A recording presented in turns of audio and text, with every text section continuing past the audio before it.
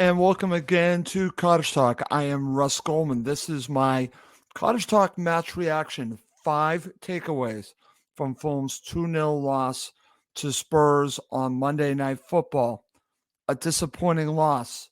The performance wasn't terrible, but Fulham have shown that they can basically hang with the best clubs, but really not find a way to even get points against some of these clubs. They did it against Arsenal. Unfortunately, they were not able to do it against Spurs. And you'll hear my 5 takeaways coming up. I also want to mention that there will be a separate episode talking about the huge news of Marco Silva's new contract. That will be a separate episode, and I look forward to bringing that to you. As always, please do subscribe on YouTube and Apple Podcasts. It does help other Fulham supporters find us. Okay, let's get to it. Let's not waste any time.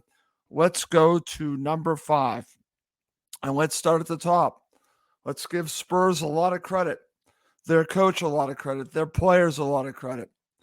They've bought into Ange's system, and they deserve a lot of credit. Number 5, Spurs deserve credit for their approach and taking advantage of Fulham's mistakes. Now, their pressing is difficult to deal with. Their players, I'm talking about Spurs, have bought into it. So if you are going to play out from the back, which is Marco's style, then you could really pay a big price. And Fulham did with giving up 2 goals. I'll talk about that in my 5 takeaways. But I have to give credit to Spurs because you lose Harry Kane and you're thinking, well, they might not be the same team. They might actually be a better team, TEAM, without Harry Kane. I know that's strange to say, but I like the way that they play together. They basically are all on the same page, and they are looking for each other. The players up front are moving around, causing all kinds of havoc, and they're causing problems if you play out from the back. So they have a good thing going. They are vulnerable, I think, on the counter, and Fulham showed that. But overall, Fulham's lack of play in the final third and just overall play really didn't hurt them enough to make a dent in this match. But we have to start with Spurs because they created these mistakes. You could say Fulham made the mistakes, but their philosophy and the way the players played in this match, they caused this. So we can look at it and blame Fulham, but you have to give credit to Spurs, to Tottenham Hotspur. You have to, because they're a very good side. And I don't know if they're good enough to win the league. I wouldn't go there. But it is very similar to me to how Arsenal were last season. I think they have the right manager. The only question I have is what happens when teams figure out how to play against Spurs? Can they adjust? We're going to have to find out. But right now, in the first half of the season, I think they're going to be fine. The big question will be, can they adjust to when the league adjusts to them? When the Premier League adjusts to them, will they adjust or will they just do what they do? And I've said this time and time again, teams that do what they do eventually get figured out. You could say that about Fulham. Fulham do what they do in Marco's system, and I think at times Fulham have been figured out. But Marco does make adjustments within his style. He does make changes. Same thing will be looked at for Spurs. Can they continue to do what they do and make adjustments? We shall see. But they were impressive on Monday Night Football. So congratulations to Spurs. And if Spurs supporters want to hear talk about them, that's probably where it ends. So you can now turn off the podcast, and now Fulham supporters can listen to the rest because I'm really not going to talk about them anymore. So let's go to number 4. And I want to give Marco credit because at halftime, obviously they think about what's going on. They're down 1-0 at halftime. And Marco decides coming out in the second half, he's going to make some changes. So number 4, the subs going into the second half had a positive impact. So I don't think Carlos Vinicius played terrible, but I think at this point, you're down a goal. Marco's trying to change things up, show Spurs something a little bit different. So he brings in Raul Jimenez, who I actually thought might start in this match. And on top of it, he brings on a player, takes out Pereira, and brings on Alex Iwobi to play the number 10 role. And I was very happy about this because I think Alex Iwobi can play that role. And I thought both were effective substitutions. Now, we can make the argument that Raul Jimenez needs to score. He had a great opportunity to score. Not a tough save, but it's a comfortable save. But that was an incredible opportunity for Fulham to make it interesting at the end of the match. And unfortunately, Jimenez, I don't think, did enough. And they make the save, and obviously the match ends 2-0. But I think these substitutions were positive. I think Alex Iwobi definitely made a difference when he came on. I'm getting a little bit concerned about Andres Pereira. We know how good he is on set pieces, but as I listen to Fulhamish, they talk about how he has gone missing in these matches sometimes, and I think he did here. So I applaud Marco for not waiting until the 60th minute to make a double substitution. Good call from Marco Silva, so I want to give him credit. It didn't pay off in the end because Fulham did not score a goal because Fulham really have a hard time scoring goals, but it was a good positive impact. That's why that's my number 4. Number 3, and this kind of goes along with what we're talking about and with Spurs. I can say the same thing about Fulham. Number 3, Marco's style of play won't change. Now, we can look at this 2 ways. I like the fact that Marco's style is a no-fear style. This is what he wants to do. He's going to play the ball out from the back because there are so many advantages to playing the ball out from the back.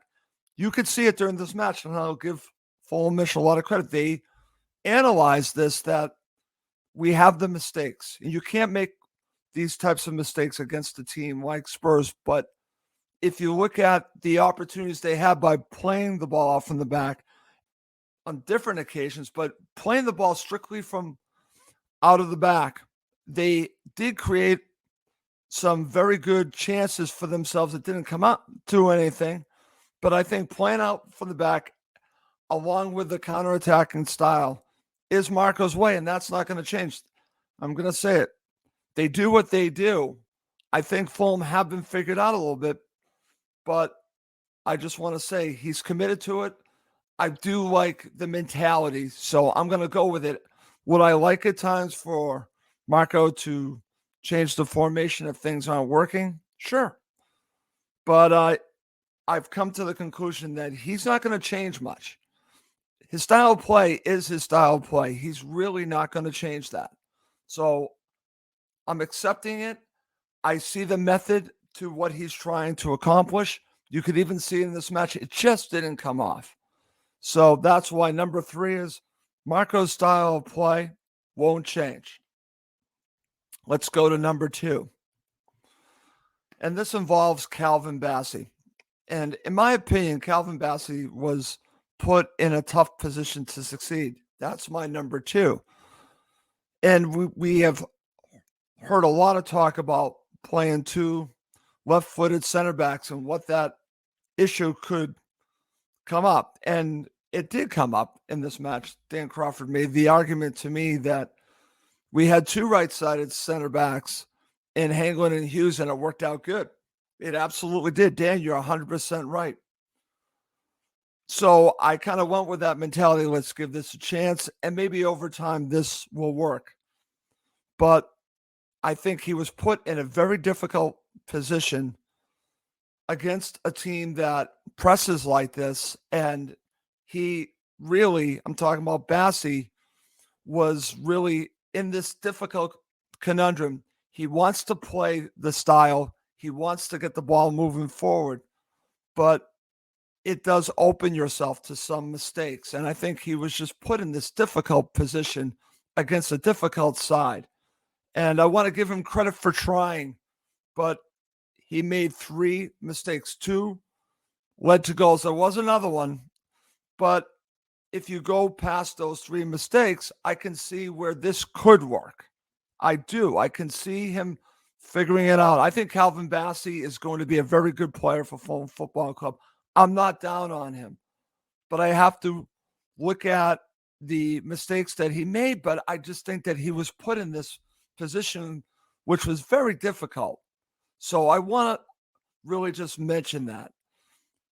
He made these mistakes that cost Fulham probably the match, but I also want to mention where were his teammates to help him out. So, and Marco said this in the presser, it's not just about him, it's also his teammates. So it's not just a Bassey issue, it is a team issue, especially when you're dealing with a team like Spurs who like to press. You have to even be more concerned about potential mistakes. You can't make a mistake or you're going to get really hurt, and Fulham got hurt twice. Big time. Credit to Spurs, but Fulham really caused their own issues here. They really, again, the mistakes that they made led to goals. Now, you could make the argument that that's down to Spurs, yes, but you have to be very careful playing against a team like this that presses like this. And it just took 2 mistakes to change the game. They were almost identical. However, I just want to mention, not to get down on Calvin Bassey. I'm not down on him because I just think that this was a difficult position for him to be in. So did he make these mistakes? Yes. He will learn from them. And I think overall, Fulham will benefit from playing the style of play and not changing. But this is a difficult one. Okay. Coming up next is my number 1 takeaway from Fulham's 2-0 loss to Tottenham. Okay, to end the show, this will be no surprise what my number 1 takeaway is. And it is this. The issues coming out of the transfer window were on full display against Spurs. So I will continue to harp on this. Fulham have not gotten a replacement for Mitrovic. It was never going to be Jimenez. He was just another player they were bringing in. They never got that guy. So what that does, even though you can play Vinicius in that role, he's not Mitrovic, and teams don't really look at him the same way. They don't give him the respect. So they don't have that player, that focal point that other clubs fear. So that causes issues for you. So it really showed itself in this match. It even makes their press even more deadly. I'll just say it that. And then, of course, you have the situation with the transfer window. I think they needed to get another center back regardless of the Tosin situation. He's injured. So you've left yourself in a very tough spot with Diop's injury. Now, I'm actually pretty high on Luke. I think Luke could potentially be a center back or could be a fullback. I saw it in Philadelphia. He plays with no fear. He plays with full of confidence. He played against Premier League sides. I think it would have been very hard to put him in the match against Tottenham Hotspur. Maybe the same thing against Brighton, but possibly at home. I'm just going to say it right now. Maybe give him a shot. But the thing about it is they need another center back in January. They need another striker in January. They did not address it. They can get away with it with most opponents in the Premier League. But when you're playing against the best sides, they are going to take advantage of your weaknesses.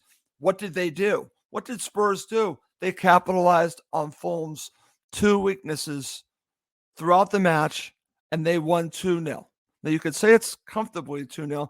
I thought Fulham battled a great deal. But what has frustrated me and will continue to frustrate me is how you could go into the season with 2 glaring issues and not take care of it before the window closed. I don't know who they were talking to, but it will continue to show itself. And the question will be, will they address it in January? And I really hope they do. Anyways, well, that's going to do it for this episode of Cottage Talk. As always, please do subscribe on YouTube and Apple Podcasts. It does help other Fulham supporters find us. Well, that's going to do it for this episode.